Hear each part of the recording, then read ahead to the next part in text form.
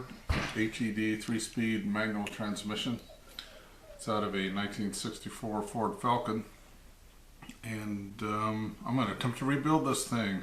Don't ask me why, I'm just crazy, I guess.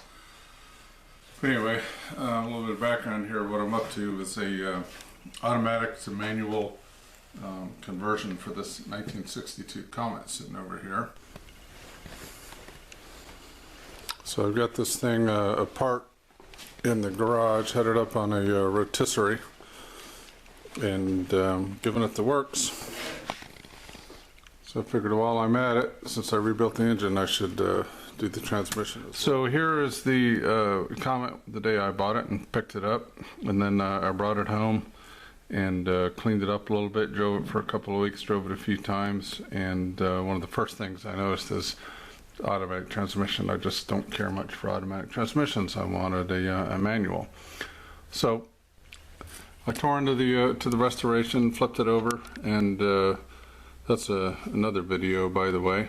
If you're interested in seeing how to flip a car over in your garage, I have another video called how to flip a car with a wooden rotisserie. So anyway, I had the automatic transmission out. The transmission's okay. It's one of the early Ford automatics, 2 speeds, slow and not as slow, but I just wanted a manual. So first thing I would recommend is first of all, get the theory of how a manual transmission works. Get that into your head. It'll make more sense when you tear into it. And here's a good video actually made by Chevrolet in the 40s. It's a little bit corny, a guy in a tie telling you how a transmission works. Anyway, a really cool 8 or 9 minute video on theory. Kind of what inspired me was poking around on the internet. This thing looks pretty manageable. One good article I found online was by this guy on this HAMB website, a guy out in California who rebuilt his 2.77 transmission in his kitchen. So I'm sure his wife really appreciated that. I suspect he's probably divorced now. He goes into a fair amount of detail there, so I recommend you read that before you tear into this. You need a kit to include the synchronizer rings and the bearings, and you can get a really good deal from these guys with all the bearings and everything. You're going to need a manual, and these guys, Corel, if I remember right is their name, sell these DVDs that you can put on your computer and print out PDFs. And here's the section on the manual transmission. And this is all the data I can find on this transmission on these pages from this manual, but it's going to work. So the transmission, like I mentioned, came out of a 64 Falcon, and here we are tearing the thing out. It was a pretty nasty day, and then brought it home, pulled the transmission out, and then soaked it down, pressure washed it, cleaned it all up so I could see what I'm working with, and here we have it. One of the first things I did was built a little jig to set it. Over here is the part number. You Google that and you'll get all kinds of info. And here's a little tab that has the same info over here. But one thing I should have mentioned too, when you do the if you do an automatic to manual conversion, because you're going to need the linkage that transmits the force in the clutch pedal to the clutch itself. You need the clutch itself, and the pressure plate, which is connected to the engine right now, and the bell housing.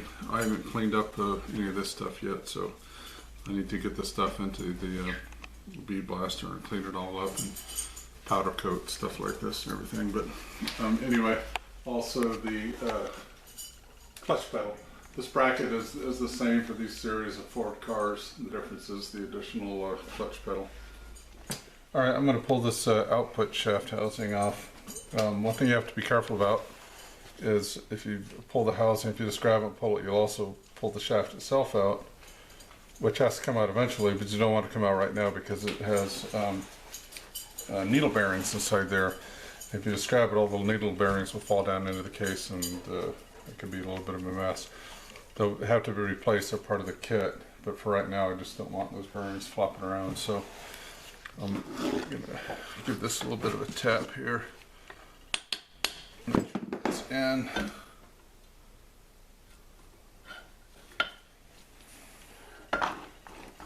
And careful little grab the speedometer gear there. So, all right, there you go. So the first thing the manual tells you to do is take this guy off, the snap ring, so that you can remove the speedometer gear, which also has this small ball bearing. Now we're going to take the idler shaft out. In order to do that, we have to remove this retainer ring here. So let me give this a little bit of a whack here. Oh, that was easy. So that's just a little retainer clip there. Here's the idler shaft. Notice I had to take it out of my carriage in order to get this idler shaft. Also, I think I just confirmed that I did take this out of the needle bearings, because look how far out the bearing is now, and I can't get it any further in. So I definitely screwed up there. So, and I guess part of the risk is marring the surface where the bearing seats in there. So I need to really be careful. All right, I'm going to whack this idler gear out here.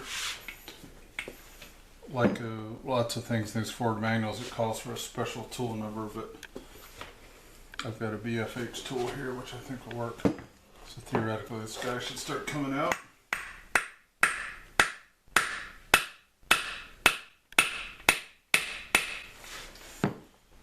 It is.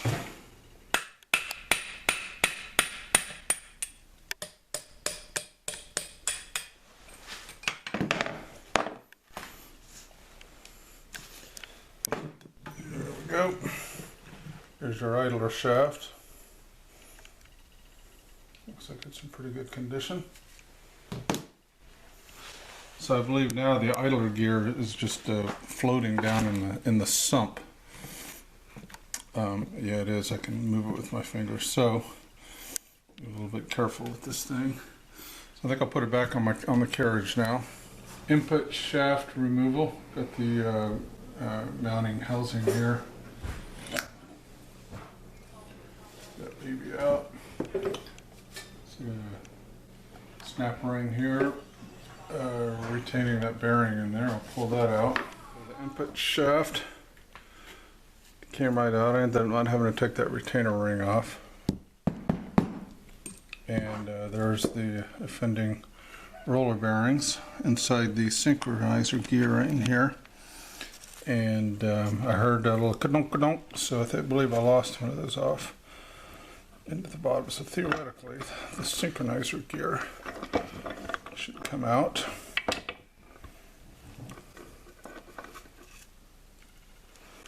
And there it is. And there's the other end of it. Don't look too worn. Looks like it's in pretty good shape, actually. Alright, so this little lock ring, snap ring, comes off of this gear right here. Not sure what the name of that gear is, but we'll get to that later. Now I'm going to take this gear off very gingerly. Oh, it's coming off pretty easy.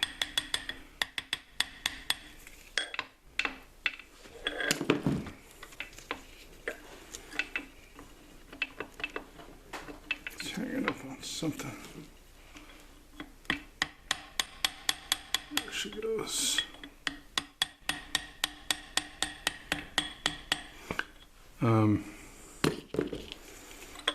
Theoretically, the shaft should come right out now.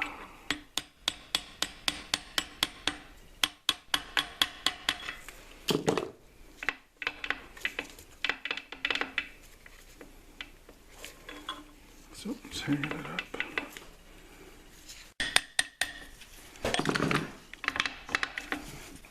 Close here.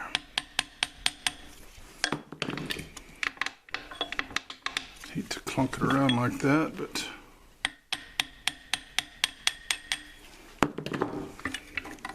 there we go. That guy comes out. Synchronizer ring comes out.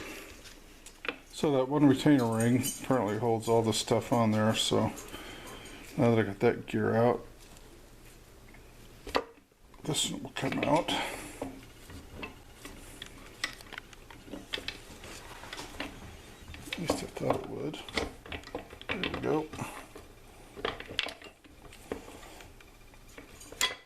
on, baby.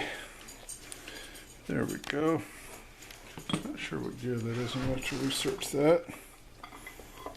There we go. Output shaft is removed. And this appears to be my real culprit as far as wear and tear. You can see that some of the teeth and chattered up pretty good there, so I'll replace that. Other than that, that's the only damage I'm seeing. So, alright, so now the idler gear should come out. Oh, I was going to say, you would think they would have asked for you to remove these forks, both of the forks, but they don't. So theoretically, this gear should come right out, and it does. Yeah, along with some unexpected pieces parts. It's a beautiful thing, ain't it? Alright, not sure. I have to look this up. It appears to be a thrust washer in front of that gear. And then another thrust washer with a little bit of an index key. And there's a few pieces parts down there. There's a retaining clip, one of those gears, and a ring and a couple of those needle bearings. So here's the other glob of needle bearings here. I'll get those all sorted out. Those were replaced. So, alright, now I need to get all this stuff into the solvent bin and clean it all up. Just want to take a peek and see if there's anything weird in this oil here. Any large metallic particles or anything. I'm not seeing anything, which is a good sign. Not too much gunk down on the bottom there. This isn't very scientific, but if there's big chunks or something in there, at least I would know it.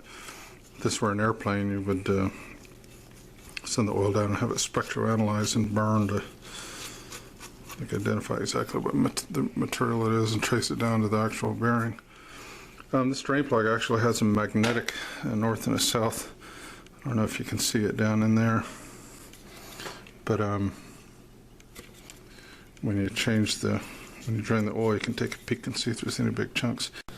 So I got everything all cleaned up here, and got a pretty good inventory of all my pieces parts, and there's a lot of them. It's a little intimidating, although you look at some of the larger, like 3.03 4-speed transmissions and automatics. It's pretty mellow, actually. I don't know about you, but I got kind of this love-hate relationship with Harbor Freight.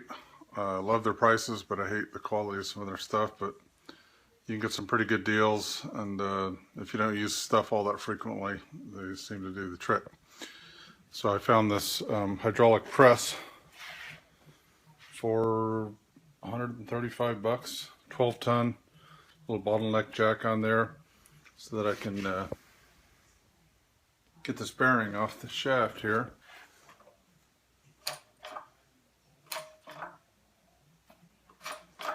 Bada boom, bada bang.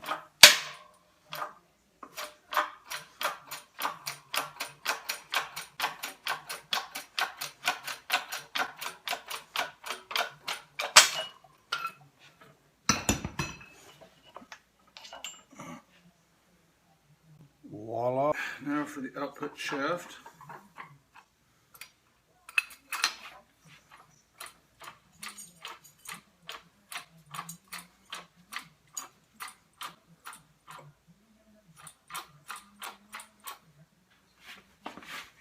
This thing comes with a pretty handy couple of little arbors here that have two different diameters. Perfect for bearings. A couple little cutouts for other stuff. Get out of the way, you're ruining my video. Go on, beat it, you big galoot. Go stand over there.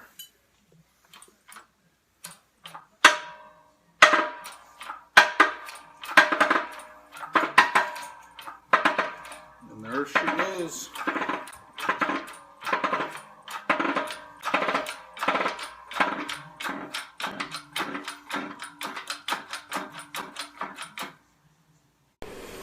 Alright, once you have the wife sufficiently pissed off by having your output shaft in the freezer and your bearings in her oven, it's time to put it all together. This is my rinky-dink little press I got from Harbor Freight. But it does the trick. I hope.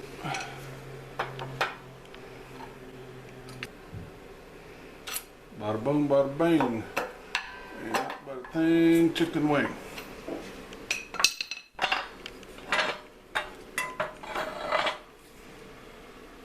should do it.